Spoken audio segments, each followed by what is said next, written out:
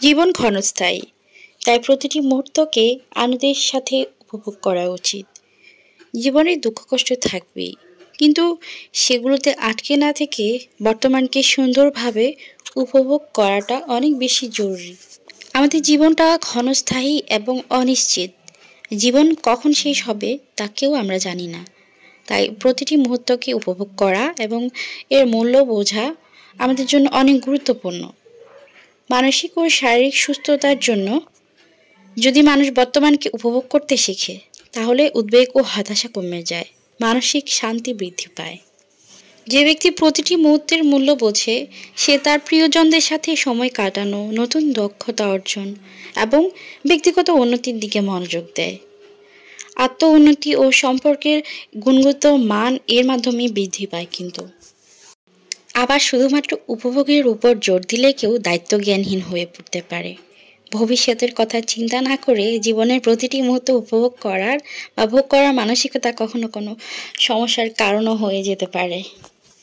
বাস্তব জীবনে দুঃখ কষ্ট পরিশ্রম ও সংগ্রাম থাকবেই। কেবল আনন্দের মুহূর্ত খোঁজার চেষ্টায় কেউ জীবনের কঠিন বাস্তবতা এড়িয়ে গেলে দীর্ঘমেয়াদী আমাদের ক্ষতি হতে পারে। তাই জীবনের প্রতিটি মুহূর্তকে উপভোগ করতে হলে দায়িত্বশীল ও সচেতনও হতে হবে, যাতে ভবিষ্যতের প্রতি নজর রেখেও বর্তমানকে উপভোগ করা যায়। আমাদের সংসারে এক একজনের এক এক রকম জিনিস পছন্দ। কেউ সকালে নুডলস খেতে পছন্দ করে, তাও আবার সুপি নুডলস। আবার কেউ পিঠা খেতে পছন্দ করে। কেউ আবার শুধু পিঠা আর চা অথবা চা বিস্কিটও খেতে পছন্দ করে। তো যার যার কথা চিন্তা করে তার সেই জিনিসটাই তাকে তৈরি করে দেওয়া হয়েছে। 3 ধরনের নাস্তা তৈরি হয় সব সময়, দেখা যায়। সংসারে আমি আর আমার ছেলে মাঝে মধ্যে মিলে গেলেও আমার হাজব্যান্ড কিন্তু আমাদের সাথে মিলে না। রাতে কিছু বাজারও নিয়ে এসেছিল, সেগুলো গুছিয়ে রেখেছি। আর আমার বাসার অনেক কিছুই প্রায় শেষ হয়ে যাচ্ছে, তো সেগুলো একটা একটা করে রিফিল করা হচ্ছে আর কি। তো চুলাটা তো প্রতিদিনই মোছা হয়, তারপরও আবার একটু মুছে দিলাম, কারণ প্রতিদিনই রান্নার পরে দেখা যায় যে ছিটা পড়ে। আর এটা আমার কাছে, আমি সারাক্ষণই মুছি, হাতে ন্যাকড়া নিয়ে সারাক্ষণই মোছা হয়, সাথে সাথে পড়লে আমি মুছে ফেলি, কারণ ভিডিও করি তো সারাক্ষণ। তো কিচেনটাই তো বেশি দেখানো হয় ভিডিওতে, তো ব্যাকগ্রাউন্ডটা যদি হলুদ হলুদ দাগ পড়ে থাকে তো সেক্ষেত্রে ভালো লাগবে না। আমি পড়ার সাথে সাথেই মুছে ফেলি, কিন্তু দেখা যায় তারপরও যে তেল চিটচিটে হয়ে থাকে সেগুলো একটু ভালো করে সাবান দিয়ে মুছতে হয়। প্রায় 2-3 দিন পরপরই এটা করা লাগে। আমার কিচেনে যেহেতু কোনো চিমনি নেই, কিচেন চিমনি থাকলে তেল চিটচিটে ভাবটা কম হয়। তো আমার কিচেনে তো সেটা নেই, আর সেটা সম্ভবও না আমাদের মতো মধ্যবিত্তের। তো তাই জন্য প্রতিদিনই পরিষ্কার করতে হয়। তবে এই বাসায় আমি কোনো কিছুই চেঞ্জ করব না। যতদিন পর্যন্ত না বাসাটা চেঞ্জ করতে পারছি ততদিন এভাবেই থাকবে, কিছুই চেঞ্জ হবে না। যখন একটা ভালো সুন্দর বাসাতে উঠতে পারবো বা নিজের বাড়িতে চলে যাব, তখনই সব কিছু চেঞ্জ হবে, নয়তো এরকমই থাকবে। তো সকালের নাস্তা তো আমি সবার আগেই করে নিয়েছি, তো আমার ক্ষুধাও লেগে গিয়েছে।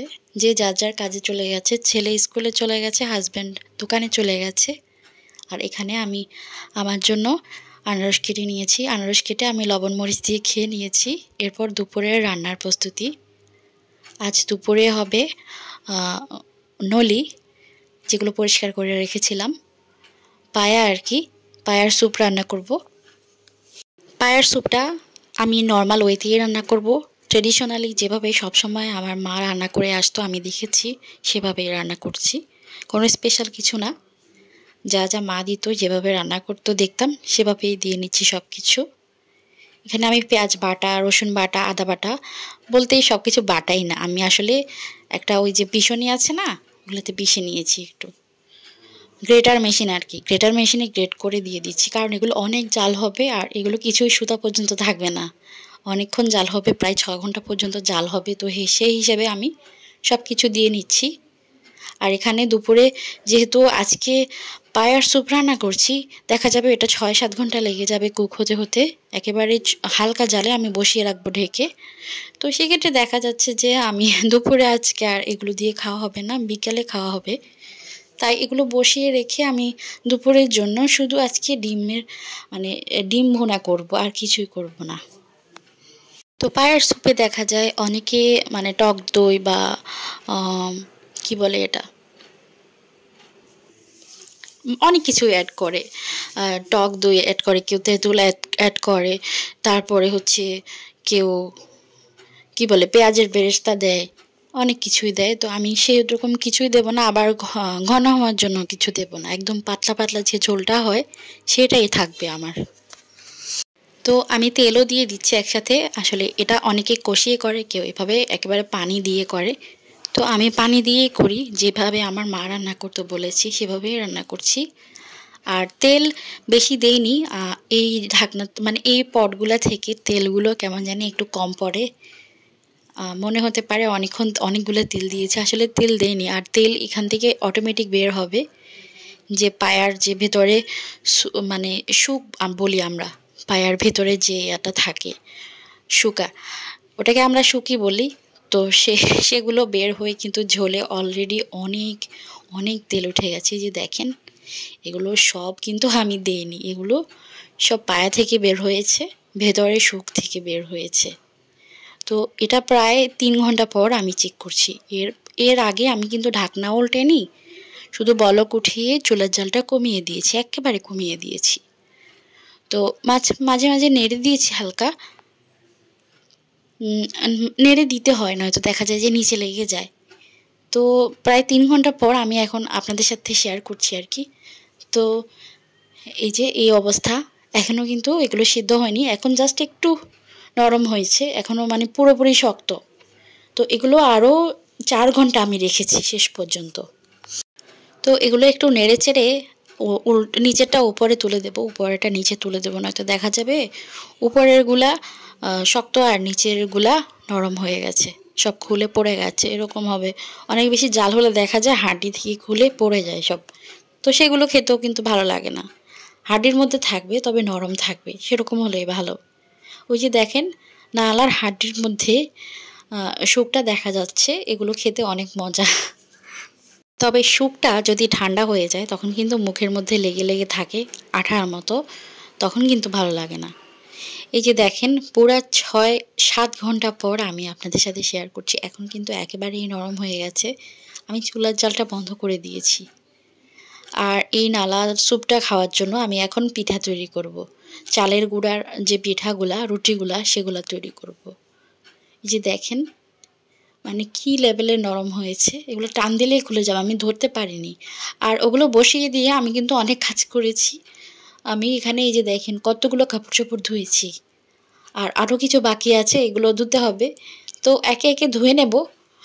বারান্দার আর কাপড়গুলা সেগুলো আমি নিয়ে আসছি, আর এগুলো দিয়ে দেবো। আমার বারান্দায় কিন্তু রোদ থাকে, ছাদে তেমন একটা যাই না আমি, বারান্দাতেই কাপড় চোপড়গুলো দিয়ে দেই, আর ওখানেই ভালোভাবে শুকিয়ে যায়। তো যে কাপড়গুলো শুকিয়ে গেছে সেগুলো আমি এনে রাখছি, এগুলো ভাঁজ করে নেব। এখন এভাবেই রেখে দিচ্ছি। আর এরপর বিকেলবেলা এখানে আমি ওই যে বলেছিলাম রুটি তৈরি করব, তো সেগুলো তৈরি করে নিচ্ছি। কাইটা আমি অফ ক্যামেরায় ধরে নিয়েছি। তো এই তো আমি অফ ক্যামেরায় এগুলো ছেঁকেও নিয়েছি, এখন খাওয়ার পালা। আমার হাজব্যান্ডও কিন্তু খেয়ে নিয়েছে, তো আমি আর আমার ছেলে বাকি আছি। আমার ছেলেও খেয়ে নিবে এখন। তো এগুলো এমনি এমনিও খাওয়া যায়, তবে আমার কাছে এই রুটিটা দিয়ে এই নালা স্যুপটা খেতে অনেক বেশি ভালো লাগে। আর এখানে যে কম্বলগুলো, এগুলো আমি ছাদে গিয়ে শুকিয়েছিলাম 2-3 দিন, তো এখন এগুলো রেখে দিচ্ছি, আবার শীত আসলে নামাবো। এখন এগুলো নির্দিষ্ট জায়গায় রেখে দিচ্ছি, এগুলো এখানেই থাকে। তো এগুলো এভাবে ভরে আমি হচ্ছে যে আলমারি আছে, আলমারির উপরে তুলে রাখি, এই ব্রিক ফ্রিজের মধ্যে রেখে। তো এখানে আমার ছেলেবেলার কিছু জিনিস দেখতে পাচ্ছি এটার মধ্যে আছে, যেহেতু উপরে থাকে। আর ও কিন্তু ছোটবেলায় অনেক দুষ্ট ছিল, একটা জিনিসও রাখতো না। প্রায় 1000 রকমের খেলনা ওকে কিনে দেওয়া হতো, বাইরে গেলেই ওকে খেলনা কিনে দেওয়া হতো, কিন্তু ও একটা জিনিসও রাখেনি, মানে আনার সাথে সাথে সে ভেঙে ফেলতো। আমি কিন্তু এরকম ছিলাম না। আসলে মেয়েরা এরকম হয় না, ছেলেরাই এরকম হয় আমার মনে হয়।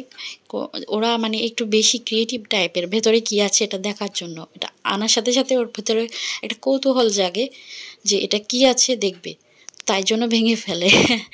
তো এখানে এই যে এটাও ওর ছোটবেলার কাঁথা। তো এই কাঁথাটা দেখে বলছে, "এটা এটা কিসের?" আমি বলছি, "এটা দিয়ে তোমাকে ছোটবেলায় কোলে নিতাম।" তো ও হাসছিল। তো আপনাদের সাথে বকবক করতে, করতে কিন্তু একদম ভিডিও লাস্ট পর্যায়ে চলে এসেছি। ভিডিওটা কেমন লেগেছে অবশ্যই কমেন্ট করে জানাবেন। আর ভালো লাগলে লাইক, কমেন্ট, শেয়ার করে আমার পাশেই থাকবেন। আল্লাহ হাফেজ।